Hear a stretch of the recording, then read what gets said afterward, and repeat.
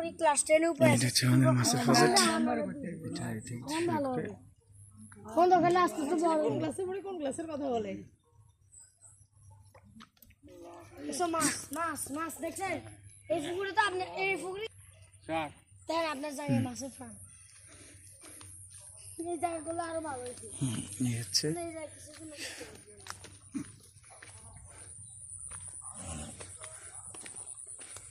দেখছি কি বড় মাছ মাছ মাছ খালি মাছ শুধু তেলাপিয়া না আর কিছু নাই?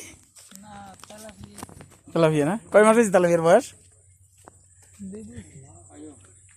এখনো ধরেন নাই? হ্যাঁ, যাকে এবার তো ফানি ক্লিয়ার হয়েছে, আগে তো ফানি ক্লিয়ার ছিল না।